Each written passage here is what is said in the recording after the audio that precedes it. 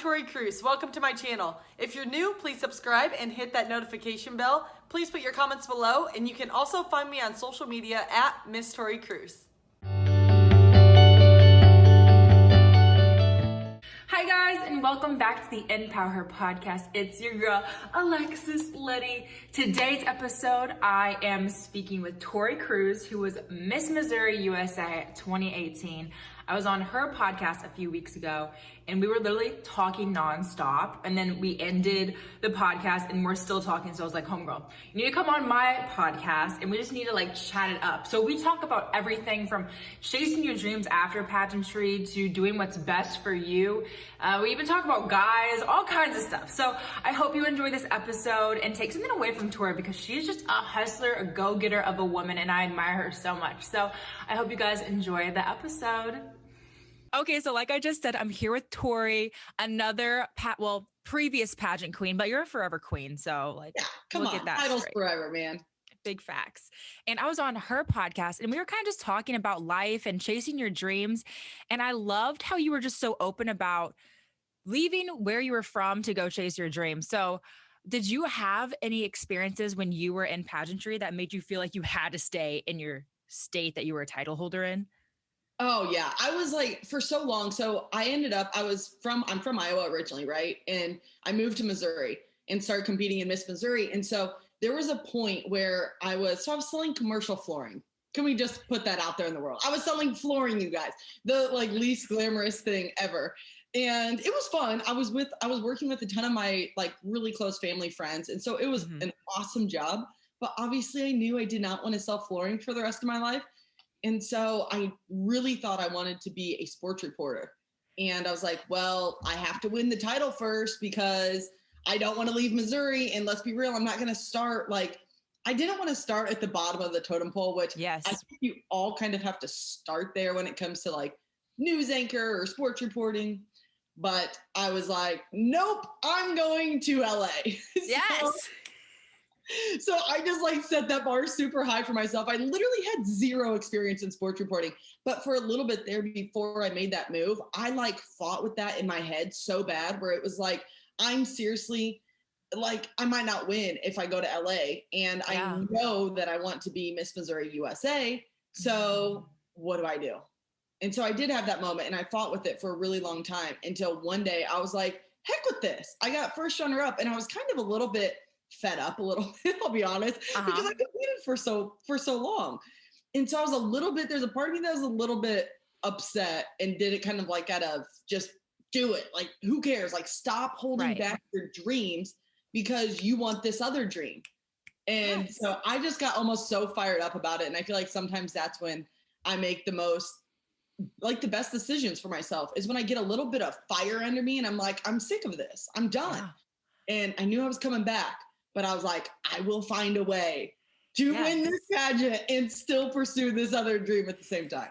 Okay, this is really weird because I don't know if you knew this, but I originally went to school to be a broadcast journalism and be a sports reporter as well. I didn't know that. Yeah. And then I moved out to LA because I was like, I'm not starting at small town and then working my way up because it takes a long time. And it's years of you kind of being unhappy and like doing the bare minimal. And it didn't feel like a hustle. Like the news stations that were like, you can come here, you'll get a job right away. It was like their seniors, like the people that have been there for years, weren't hustling and like getting the best content, the best things to post on TV. And I'm like, I don't want to be under these people that I feel like I can surpass and work harder than and make better content than. So I was like, LA it is, just like you. And I did not know that. Yeah. So when you were saying this, I'm like over here smiling like, it's me. That's crazy, girl. Yeah. So it's also crazy because how long did you compete for? I competed 6 times. Okay. I trained for 8 years, but I competed 6 times. Wow. So I can imagine. And were you about to age out when you moved to LA? Bro. I was like one of the oldest ones at Miss USA. I mean, I was competing against some girls who were 19 and I turned 27 at Miss USA. And so technically I had about 1 more year, but that was the craziest thing. Like that was really weird. Like going to Miss USA and competing against somebody who's 19 and I was 27. I mean, you were so different, right? Oh my gosh. You've had like 3 different stages of your life, like difference. in that age difference there. And so that was a cool experience, but it was also, you could totally tell who were the people who were older and the people who were younger. And it was just, they hung out with each other and it was fun. But Yeah. that was a really unique part of Miss USA too. Okay. I totally understand where you're coming from now, talking about being nervous about moving out to LA from Missouri, because if you've worked at this for so long and you got first runner up, which usually if you get first runner up, that means next year you have a really good shot of winning Miss Missouri. So did you think that potentially moving out to LA was going to ruin your chances of winning? I had that thought for sure. I didn't know. I had a really good relationship with the directors, and I still do. They're amazing, Van Bros. But I did. I doubted my move for a little bit. I was like, I have to do this so strategically. And not that I was doing anything wrong. I actually encourage girls to do that. If I was the director and I saw that some girl was saying, yes, I'm going to pursue this, but I'm going to chase this other dream at the same time, I'd be like, that's a leader. That's a title holder. And so hopefully that's what they thought too, because I did win the next year. Yeah. But I was, it was a shot. It was a risk that I was willing to take, honestly, because I was tired of staying in the same place where I was not happy. And I figured, I had to lean on my faith a lot. Yeah. And so it was one of those points where I was like, you know what, if this is God's plan for me, it's going to work out exactly how he wants it to. And so when I finally leaned into my faith more than almost ever, then it was like, you know what, this is what I'm going to do in LA. God's going to lead me the right way. I literally, I Airbnb hopped in LA for about 7 to 8 months. I lived in 3 different Airbnbs because I didn't want a residency at all. I know, I was about to say. I was like, I know exactly what she was doing. Right? Like so many girls do this though in pageantry, just not very many people admit it. And so now, of course, then I was a little bit nervous about it, so I probably wouldn't talk this openly. Right. But, I think so many girls do this where it's like, come on, we need to be a little bit open with this because there's some girls right now that are probably listening to this podcast and they're thinking the same thing. And they're like, oh, I'm really nervous though. Like, what if they find out that I'm actually not living in the state? You can still have residency there. That's legal. Like that's legal. Is that the right word to use? Yes. Yeah. But it's also like people in colleges, like you can either participate or compete in your college, wherever your college is, or in your home state. So why can grown women that are not in college not do the same thing? Like I still have my parent residence where I grew up and I still have my citizenship, my license plate, my ID, like literally everything, but I'm just hustling and chasing my dreams because I'm not going to put all my eggs in one basket because Amen. That's just preparing yourself for heartbreak, for, a crushed future if something doesn't work out. Like you need to, put eggs in multiple baskets and feed all of them so then they can, hopefully a few of them turn into little chickens. Exactly. And I have to say something that was like a game changer for me was moving out to LA. I truly think, I don't know if I would have won if I would have stayed in Missouri that year because when I went to LA, I learned more about myself than I've ever learned about myself. And I stretched myself more than I've ever stepped out of my comfort zone before. And there's something to be said about that too, ladies. So if you're listening to this and you're contemplating on moving somewhere else or stepping outside your comfort zone, do it. Because that's what leaders do. Do you think Tony Robbins, the top of personal development, do you think he just stays in his comfort zone every single day? No. Not at all. So let's start acting like Tony Robbins, right? And let's start getting outside of our comfort zone and then also pursuing our multiple different passions. And this applies for anybody. You don't have to just be a pageant girl. Like you can be like, oh, my whole family lives here and no one's ever ventured out. Yeah, like you can break the mold. Be the person who does. Set a new generational wealth within your family, honey. Yes. Break the mold. Yes, baby. And I love that you said that because about like moving and growing more, because I was talking with my new directors, Jay Scott, and I wish I had them the whole time as Miss Indiana USA because they're just amazing. And he was saying, I don't understand sometimes when girls come back year after year and they haven't changed that much. And he said, instead of, sometimes maybe entering every year, maybe enter every other year and take that money to enter the pageant because pageantry is expensive, people. It's an expensive dream. an expensive dream. So use that money and he said, go travel the world, go to Italy, go to Europe, go to Mexico, go get life experiences so you can build your character, understand the world more, and gain a different perspective than you had going in from the last year. Oh, I so relate to that. I couldn't agree more. And that's why I say I trained for 8 years, because there were years where I took off. And one of those years was, a matter of fact, I studied abroad in Italy. And so it was those moments when you don't just focus on one dang thing in your life. And like you said, it doesn't matter if you're in pageantry, or maybe it is just like moving away from your family, and you can always go back. They're going to be there, I promise. And so you can always go back, but just stepping outside your comfort zone is, you learn so much about yourself. And we were talking about that on, my podcast when we had our conversation. And there's so much to be said about that. There is. And I feel like you hear every great entrepreneur, every successful person saying, I hope I'm not the same person I was last year. I hope I'm not the same person I was last month, because there's so much knowledge to gain and things to learn about to better yourself. And I'm gonna be honest, I was one of those people that never really liked reading. I hated reading, and now I have a ton of books and I love it. Right. And I'm the same way, because for Miss USA and plus the global pandemic lockdown, I was like, okay, I'm going to start reading. And I also did this 75 hard challenge where you had to read 10 pages every day. So I was reading these books and I was gaining more knowledge, and I was like, wow, I'm coming off like an intellectual. I'm like, whoa, what is going on here? And it's just because you're expanding your mind from just the stuff that you are normally put in front of and used to, especially if you don't read the news now. Reading the news has leveled me up as a woman, because now I know what's going on in our world. I know what's going on around with our government, with our money, with stock. And I can have conversations with people that I want to be like. If you don't elevate, your circle is just stagnant. I want a circle that is like rising and climbing and getting more, or getting closer to their dreams every day. Yeah, I agree. I don't agree on the news part. Really? I hate the news. But I will say in the same breath that you do, to speak intellectually to a lot of leaders. Yeah. You need to at least be aware of what's going on in our country, what's going on in our world. And so I would say that for sure. I just don't turn on the news. I have like different news apps that will give me like 10 minutes of what's going on.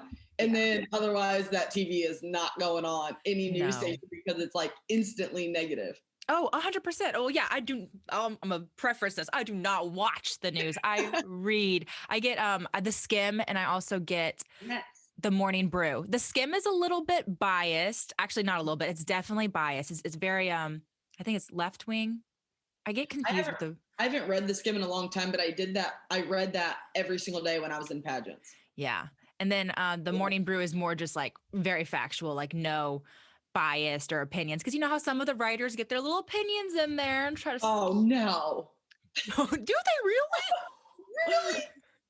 It was so frustrating during, all of the Black Lives Matter stuff, all of the campaign stuff, looking at the news, having people talk about the news, because you guys, I don't know if you know this, but the news is fake. They post whatever will get the most views and clicks. Breaking news. Breaking news. Like, we literally learned about that in school, because I'm sure you learned some of that as well when you were studying to be a sports journalist, but they were talking about ethics and morals and values, and how people don't really pay attention to that because they want more clicks, especially those like clickbaity titles of stuff. And it's like, this article wasn't even about that. Yeah. So fun fact, I didn't even go to school for sports journalism or communications, anything. I was a business major, so I majored in entrepreneurship. Oh. Which I'm using, thank God. But yeah. I actually didn't even go to school for that. So if we go back to me even branching out to LA, I literally, when I say zero knowledge, I literally had zero knowledge. Girl, I got to tell you this story because it's actually pretty hilarious. And I still have my highlight reel from this. Oh gosh. But when I was competing in Miss Missouri, I was working with Shandy Finnessy and Susie Castillo. And I just adore them, love them to death. They had pageantology.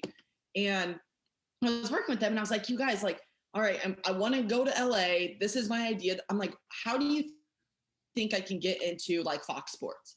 And so I remember Shandy telling me, she's like, you know what, why don't you go? Cause I go tailgating it. Well, I used to at all the Iowa Hawkeye football games. Okay. And so she was like, why don't you go around and interview people at the tailgate? I was like, done and done. So I went out, still on this same mic and this long cord that connected to my phone. So I bought a microphone, bought a cord connected to my cell phone. I dressed up as a news reporter. Yes. And I walked around with my phone. I was so amateur at this time that I didn't even know that I need to have my phone horizontal. So it was vertical the whole time. Well, actually not the whole time. Some of them were horizontal, some were vertical in my highlight reel. So amateur. And so my mom and I went around and I literally interviewed like multiple tailgaters at it was the Iowa-Michigan football game. Oh gosh. And I created my own highlight reel from my cell phone and this mic that I rigged up together and pranced around at the tailgate interviewing people. And no joke, it was so amateur looking. And people still ask me like, oh, what network are you with? What'd you say? What'd you say? I was like, oh, I'm going to Fox. Just I did not have like one connection to Fox Sports at this point. I said, well, I'm not really with the network right now, but I'm actually going to interview at Fox. And so that was my story. And I did actually end up going to Fox Sports in LA 2 different times. And it was phenomenal. But that one little stupid highlight reel, like I will cherish forever because it's like and that's what I work with the girls now. I'm like, do something that's just outlandish, like do something. And then because I had that when I did that, I had the experience, I had the footage, and I could talk about that in my pageant interview. And so most people are like, oh, what are these fancy like mindset techniques that you coach girls? I'm like, just do things, like put in the action before you go to the pageant, because that's what's giving you the content to speak about an interview. So they're like, oh, so I see here you want to be a sports reporter in the next Erin Andrews. I'm like, yes. And let me tell you what I did. And they're like, whoa, like I would have never thought about doing that. And so right there, that gave me the confidence just by doing something so uncomfortable and so out there that nobody else would do or maybe even think of. But I went out and did it with no shame and had the time of my life, and then created this highlight reel. And I literally had the guts to send it to Big Ten Network and Fox Sports. And I got to both. That is literally insane, because it shows that you're not afraid of what people think about you. You're not afraid to put yourself out there. You're not afraid of being rejected. You're not afraid of like feeling like an imposter. Cause I'm sure people are like, oh, you're not even with somebody and you're out here like filming. Like, I think you are. Yeah. And you're just like, no, like I'm trying to be this and I'm going to be, if you let me interview you real quick. Yes. Oh my gosh. It was a blast. And you know, I say all that, and I did step outside my comfort zone. It was really fun. But of course I had those feelings of, oh my God, what are people going to think? Oh my gosh. Like, what am I going to say when they ask me what network I'm with? So I had to just kind of BS my way through it. And it was fun. I was like, they don't know who I am. And they don't know what I'm going to do. And exactly. So it was true. I was actually pursuing a job at Big Ten Network or Fox Sports. Just hadn't gotten there yet.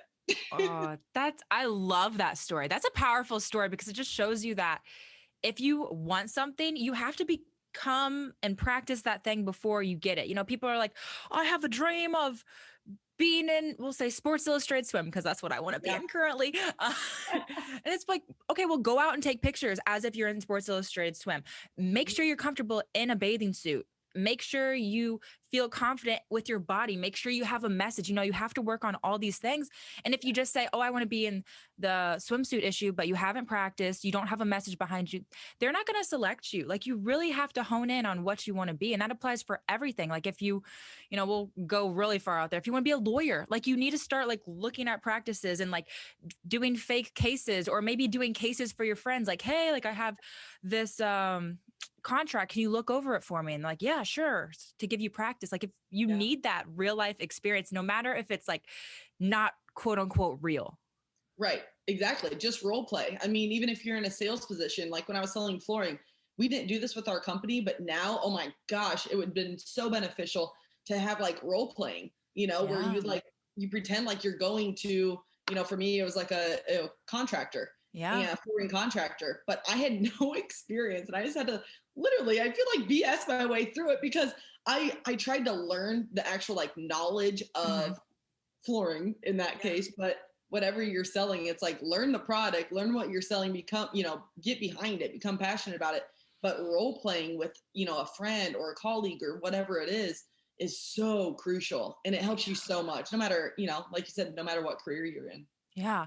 And this goes into practice makes perfect. Yeah. So like if you're a pageant person, you're competing for something, that's why you have to do mock interviews. You get experience. If you're applying for a job, I was helping somebody who is actually training to be a lawyer, and they had their first interview. And I was like, okay, like I'm gonna hit you with that Miss USA interview prep. Are you ready? And I was asking them questions, and they're like, I never thought about that. And I was like, well, what if your employer asks you this? They're like, oh, that's a good point. Like they were jotting down like everything I was saying. And I'm like, have you not thought about this? Because you just got to practice, and then you're going to do great. You're just going to go into an interview that's, going to pay you $150,000 a year blind without any practice. I'm like, come on. It's so true. And something that I did when I was preparing for Miss USA is I did stand-up comedy. Oh my gosh. I could totally see you doing that. You'd be great at that. I know. The only thing is nowadays, everything is so censored and sensitive, and, something can be okay today, and then a week later canceled for it. So that's so true. It's kind of a scary time to probably be in stand-up comedy. Yeah. I've stopped for a while. But I used to just do like self-defamation, just like make fun of myself, because I'm like, this is easy. Nothing can happen. Like no one can get truly upset because like I'm making fun of myself. And that's a safe way. Yeah. Yeah. So I was just like constantly making fun of myself, which it worked, especially like the tall girl thing. People are like, oh yeah, ha ha ha, you're 6 foot. And I'm like, ha ha. Yeah. You can make so many tall girl jokes. I'm 5'10". You're a little bit taller, but I still feel you on that. I was about to say, you still feel the same energy, the same pain, the same height problems, the same searching for men issues. You get it. Yeah. You're looking over about 90% of their heads at all times. And then you put on heels. I mean, we're pageant girls, we like some cool sneakers too, and we're athletes, but we do like a good pair of heels, and woo, yeah. You have to like go to the top 2%. Yeah. Yes, really. And then people are like, why are you so picky? And it's like, no, back up. I'm not picky. Literally, you tall, I'm interested. Okay. Yes. Like that's very low standards, actually. If I can look at you even in the eyes, like we talking. Yeah. And I've even dated some shorter guys, but they have to have like a level of confidence that is just like through the roof, because people don't understand. I don't even know why we're talking about this, but we're going into it now. But like they have to have an enormous amount of confidence, because I was with a guy one time that was like about the same height as me, maybe a little shorter. And he would constantly like try to convince me that he was taller than me. And then like when I would wear heels, why are you wearing heels? Or like he would say things and like really stand up straight. And then I felt like I had to hunch over. And this was in high school when I was a little bit more insecure. And I was like, oh, and I started developing back problems. And I was like, after the relationship, I'm like, what was I doing? Like, this is stupid. I'm over here cracking up, because I feel like we need to do like a whole comedy skit over this, because no joke, I had somebody tell me the same thing. I was dating a guy this was about, I don't know, 5 or 6 years ago, and I was living in St. Louis, and he was an inch shorter than me. Yeah. But he had a lot of confidence. He was a lawyer. He had some swag, he's some confidence here. But he tried to convince me, he's like, when you hit 30, you're never going to want to wear heels. And you know what? I turned 30 May 13th this year, and I think I'm going to call him up and be like, hey, honey, I still love my heels. Oh my God. No, just don't even call him up. Just take a picture and be like, they still on. They still on me. No, probably be like a reel or something on Instagram that I'm actually going to do, because it would be hilarious. And all the tall girls would totally know what I'm talking about. He's an awesome person, but we're still acquaintances, but oh my gosh. Yeah. It's so fun. I need to make more tall girl content, because it hits so good. But I also don't want to offend shorter men, because that's not the point. It's like, and I always get so many DMs and people like they're upset. And I always, everyone who's messaging me that's a guy that's upset, I message them back and I'm like, listen, it doesn't matter how tall you are. What matters is your confidence. Cause like I said earlier, like I dated a guy that was short and he was mad confident. Like he knew I was taller than him. Mhm. And he was like, yeah, like I know you're taller than me. I know what I bring to the table though. And like, it's cool. And I'm like, okay, this is kind of hot That's because attractive. yeah. So it's just, but usually you don't find it's more rare. It's like the 1 percentile, you know, like the It's a tall rare guy's the breed. 1 percentile, the short confident guy is the 1 percentile. Yes, very true. I'm with you, girl. Okay. I like tall guys though. Me too. Moving on from the tall conversation Okay, because all right, I don't even know. Next topic. No, Next just hot kidding. topic. I know. We're leaving it in the pod though. What? I said, are we on The View? Uh, Listen, Tori, if we lived by each other, I think we would have our own show. I mean, we could, we could just have like a Zoom show until we actually live by each other someday. I mean, it's probably just destined to happen, It's just It the is. tall, the sports, the pageants, model. Come on. Hey, you never know. When everything opens back up, maybe our lives will transform to be near each other. But Are you in Florida now? yeah, I'm recording. Oh, nice. I know. We sound crazy. It sounds like we're not recording, but we are. No, I said, are you in Florida? Oh, I thought you said, are we recording? Oh my gosh.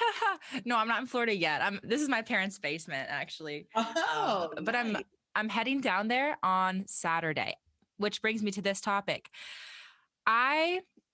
When I was deciding to move to Florida, I was kind of struggling because I wanted to move to Florida for better opportunity for my career, to be around more friends, because I haven't been in Indiana, since college. And so I haven't had that many friends here. And especially when I moved to Indianapolis, I knew nobody.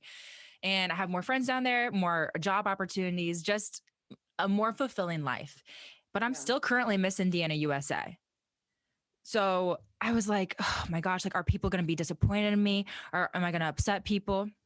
And then I was thinking about it and I was like, Letty, homegirl, all of your appearances are over Zoom. You're going to have your laptop down in Florida. You can still be Miss Indiana USA 2020 and make an impact and make a difference. And so, like, when I was just kind of like had my come to Jesus moment and was like, girl, do your thing. How do you wake up? Yeah, exactly. I was like, you're all about breaking the mold, stepping into who you are, having people embrace exactly who they are and loving their authentic selves and doing what they want and showing them that they don't have to, be a certain thing or be what other people want them to be or do what other people want them to be. They need to do what's best for them, what makes them the most happy. And I was like, this is literally your message. Move to Florida, break the mold. I love that about you too. And I think that's why we connect so well, is because of your break the mold mindset and your whole mission. And it's really, more girls need to hear that, because and I feel like too, I love the Midwest. Yes. I love the Midwest. The people. But I'm originally from Iowa, right? And so I feel like Iowa, Indiana, my mom's from Indiana, so I have a lot of Indiana in me. But, the whole Midwest is just like, I feel like you can oftentimes get caught in the, oh my gosh, I need to get married. I need to start having kids. I probably shouldn't leave my family, or I don't want to, or I feel guilty. That's the worst, for leaving your family. And I get all of that. But I think a lot of girls, especially in the Midwest, for some reason, I don't know, when I lived in California, it wasn't like this. But when I was living in the Midwest, I just felt like so many people it was harder for them to break the mold, for them to step outside of their comfort zone. And so I think that's what I love most about you, is like, yes, you're Miss Indiana USA, but you're one of those girls that are like breaking the mold. You're pushing through and you're doing stuff that a lot of people need to hear. And I'm sure a lot of girls are inspired by, because how many girls do you think dream of becoming a model? I mean, like half at least. Yeah. But the modeling industry, I will be the first to tell you, I was a model in Des Moines, Iowa, and not the best market for modeling. Yeah. And so it's like, but all of these girls desire to do bigger things and different, not even bigger things. It's just desire have different goals. But there's something that like pulls you back when you're in the Midwest, and like my heart and my passion is, I was just telling my mom this the other day. I was like, you know what, Mom? I want to do a speaking tour throughout the Midwest and speak to women and just encourage them to go after their dreams and let them know that they can still go home if they want. But I want to cover the whole Midwest and just let's have a women's conference and just encourage these girls that, like, I believe in you. If nobody else believes in you, I believe in you, and pursue your dreams, because right now is the time to do it when you're young, especially if you're in your 20s listening to this. Like, Oh my gosh. it's the best time to do it. And if anybody's pushing you to get married or pushing you to have kids, like, girl, just listen to your intuition. If that's what you want, awesome. If that's not what you want yet, then awesome. Go after your dreams. And yeah, I don't know. I just want to encourage girls to just like believe in themselves and believe that if you have a dream in your heart, it's there for a reason. Yeah. And pursue that. I think a lot of it comes through societal standards too. You know, like I've lived on the East Coast, the West Coast, and the Midwest. And the Midwest is a little bit more behind, I would say, in developing and forward thinking and cultural thinking as well. And I mean, I've talked about it being Miss Indiana USA to several leaders in our community about it, and they've recognized the same issues. And we're trying to move forward with progression in our state, but we're still behind. And it goes to like old cultural ways of thinking, you know, like you have to get married, you have to have kids by this age, and especially like the age standards that are in our society. Oh, yeah. Oh, so overrated. And it goes back to like just pressure and security. You know, like when I was telling people I wanted to be a model, they're like, okay, but what are you really going to do? And I was like, no, I'm going to really be a model. And they're like, what's your job going to be though? And I'm like, I'm going to make it my job. And they're like, oh, sweetheart. And I'm like, oh, okay. Like it was just really sad. And I think I posted something about this during Miss USA on my social media. And I literally, when Victoria's Secret was like at the all-time peak, I was like, oh, I want to be a Victoria's Secret angel. And like, I really wanted to. And I remember writing, you know, down my future job on this whiteboard. And the girl next to me was like, oh, that's so funny. I'm going to write down, I want to be a mermaid on mine. And I was like, oh, okay. And we took this picture together. And someone sent me the picture literally a week before Miss USA. And I honestly looked at the picture. I seem like this tough person, but I am very like emotional when it comes to sentimental things. And I remember getting that picture and I was just like crying because thinking about how far I've come to show people that you can make your dreams come true. You know, I haven't achieved all of mine yet. I'm still on my journey, but just to empower people that it doesn't have to be some mythical thing that people think is so out of reach. Like it can happen if you stay true to who you are, if you go for it, and if you don't give up. Because I model now, I make, you know, I have to have a few other side hustles and side gigs like social media and other things that revolve around creativity and entertainment that still light my soul on fire. But you can do that stuff. And I think the Midwestern way of thinking is like, it's not attainable because not enough people in the Midwest have found success in those areas. Yes, so true. Yeah, and oftentimes I feel like if they don't find that success there and they move out to different places to find that success, oftentimes they don't come back enough. They stay out there. Yeah. And that's where I'm like super passionate about like, cool, I found this success and I'm still grinding. I mean, I would never say that I'm like at the top of the top. Like, heck no. I still have a long ways to go. But it's, you know, through this journey, I want to come back like, I don't care, you know, my goal is to be the female version of Tony Robbins. And so when I am at that level, I want to come back to Iowa, to small town Iowa, to small town Indiana, to, you know, different places throughout the Midwest and show the girls like what's possible. And like, hey, I started out here. Like I started out in a town of 6,000 in small town Glenwood, Iowa. Yeah. And then this is what I created just because I had a lot of faith and I leaned into my fear. I didn't have zero fear. I've leaned into it every step of the way and I do every single day. The sign back here is fearless. I need to update it. That was my word for 2020, but this year's impact. But I still love fearless because, you know, whenever you're scared to like step outside your comfort zone or do something, you know, crazy in the eyes of a lot of people, you just got to be fearless and just go after like, what's the worst that's going to happen? What's the worst? You know? The worst is this, you hear no and you try again. Exactly. It's one step closer to your yes. You're just one step closer.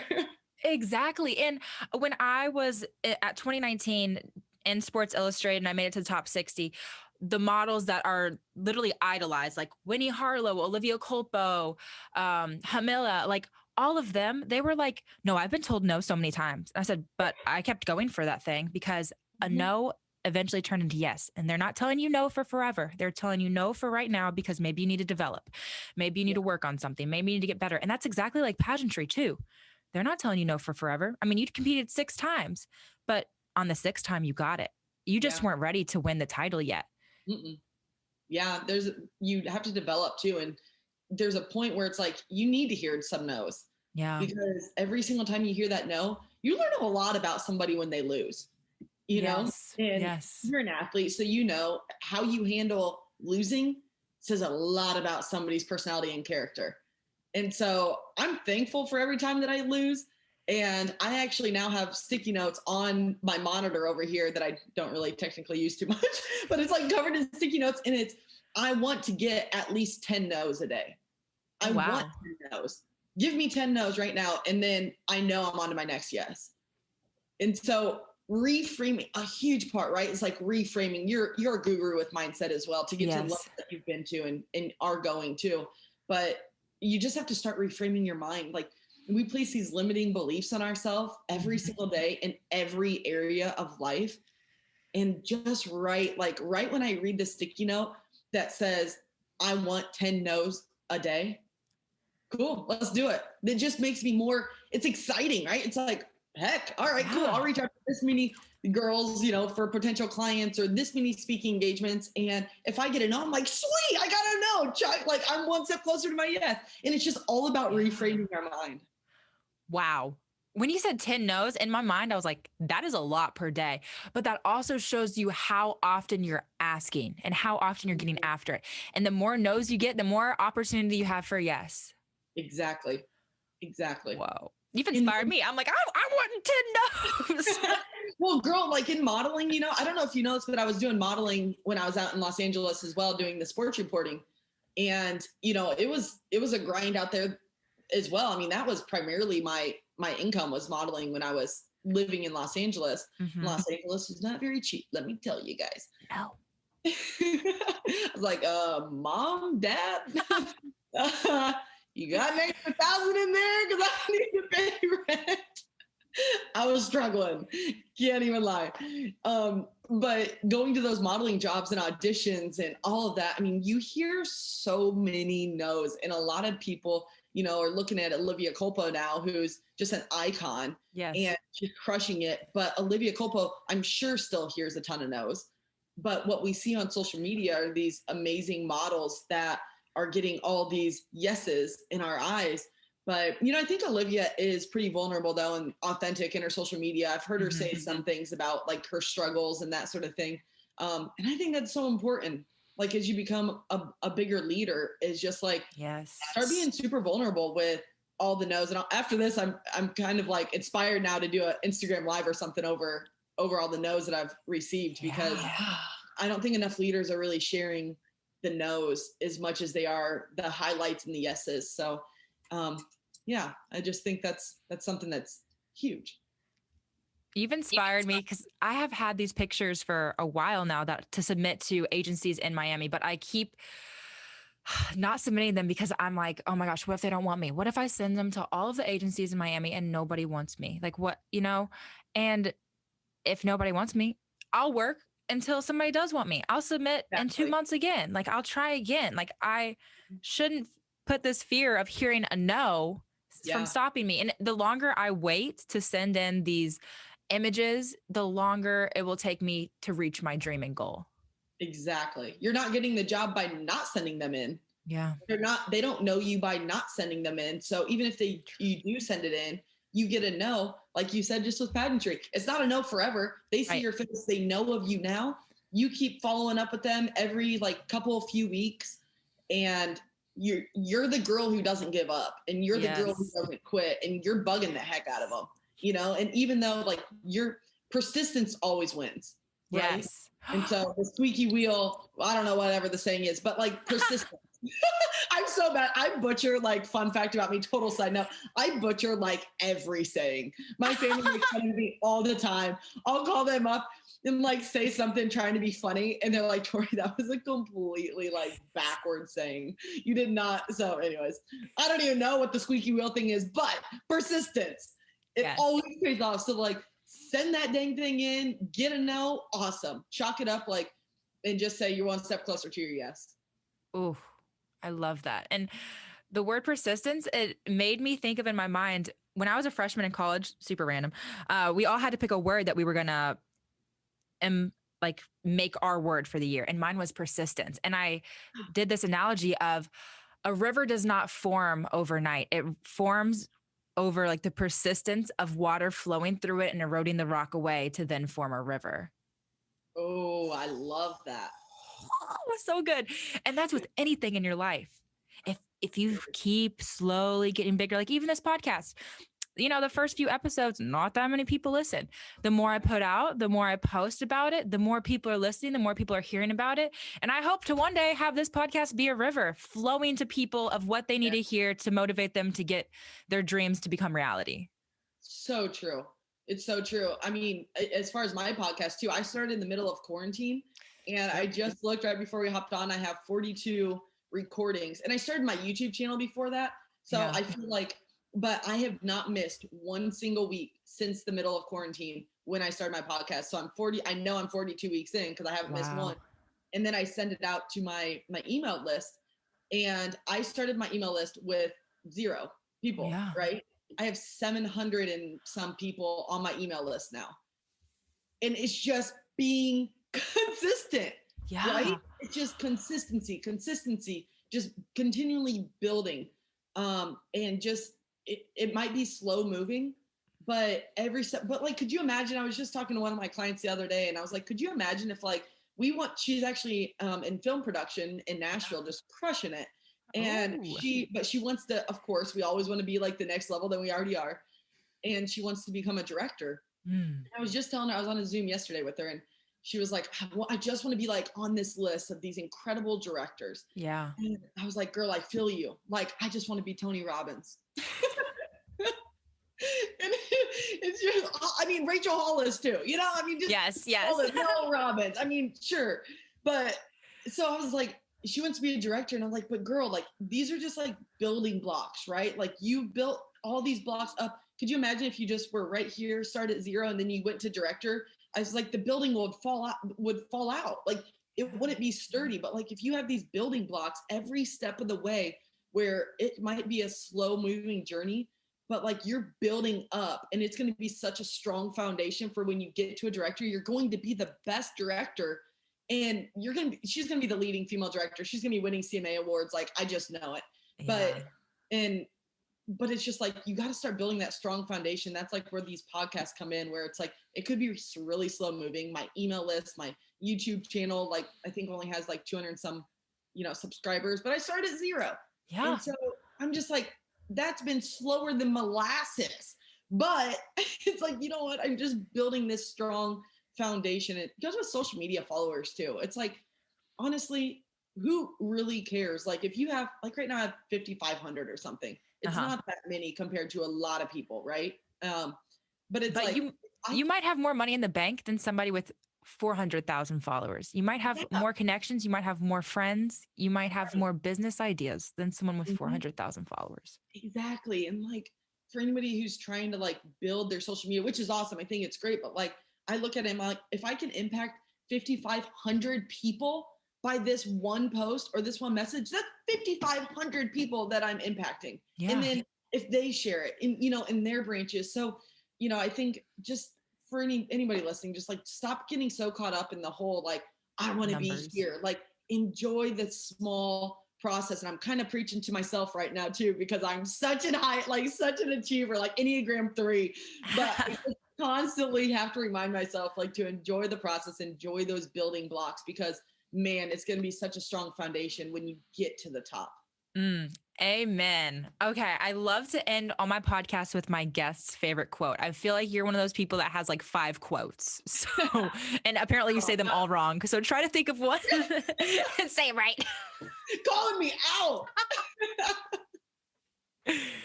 Yeah, so I always like all of my motivational talks, a lot of my podcasts, I talk about it, but I always say that God didn't give you another day because you needed it. God gave us another day because someone needs you. And I just live by that saying every single day. I have it up on my mirror in my bathroom. So when I'm getting ready for an hour a day or whatever it is, I'm staring at that. I'm like, all right, Tori, who's that one person that you can impact today? Because thank you, Jesus, for this day. Thank you, God, for giving me another day. But you know what? I know this day isn't for me. And I know he gave me this day because I have a voice that he is speaking through me and I can impact the world. So just want to remind people that God didn't give you this day for you. He gave it to you because someone else needs your voice. I literally got cold chills when you said that. I love it. I love how that's also like just a giving mindset. It's not just about you and what you can do. It's about how you can make impact. And I love that that is your word for this year. Mm-hmm. Yeah, impact. It just kind of came to me. It was mid-January, I was just like, I kept praying. I'm like, God, what's my word for this year? Like I did a lot of stuff fearlessly last year. I really listened to my word. Like during quarantine, I stepped outside my comfort zone. I interviewed Elena Cardone on my podcast, like a massive name, and that I was scared to even like reach out to, but again, I just put myself out there, and every single time I got scared or fear crept up inside me, I was like, your word is fearless for 2020. What a great year for the word fearless. So I just kept pushing through. And then finally God gave me this word of impact this year. It's like, all right, you did a lot of things in 2020 and we're really fearless. Now it's just time to like make impact. And I didn't put a number of like, I want to impact this amount of people. It's just like, I want to make a strong impact in everything that I'm doing, do it purposefully and do it to serve others and to impact the lives of others. I love that. Well, Tori, thank you so much for coming on this podcast. I feel like I could talk with you for like 5 hours straight and not miss a single beat or be bored the entire time. We totally could. Oh my gosh, we talked for so long. You were the longest conversation that I had and I loved it. Like it was so much fun. And yeah, I love what you're doing. I love what you stand for with Break the Mold and InPowHER Podcast and everything that you're doing. It's just really inspiring. And I know a lot of girls need your voice and your leadership. So every time you start to get fearful or just don't want to step outside of your comfort zone, just push harder because again, somebody else needs you. And it might just be one person, but that one person needs you more than you ever know. So keep going, girl. Oh, appreciate you, man. This is beautiful. Okay, I'm thinking Tori and I low-key need to have our own show going on or something because that was amazing. All of her advice was absolutely great and something to incorporate. I've even incorporated the no's into my life. It's a lot harder to ask for 10 things a day than I thought. It's also a little bit uncomfortable, but as we talked about, you have to get uncomfortable to get comfortable to get to where you want to go in life. So I hope you guys enjoyed this episode. And if you could subscribe, like, leave a comment, all the fabulous stuff. And I will see you guys next week. Bye. Thank you for watching. I hope you enjoyed that episode. I would love to hear from you in the comments below. Also, please follow me on social media at Miss Tori Cruz. Until next time, be unstoppable.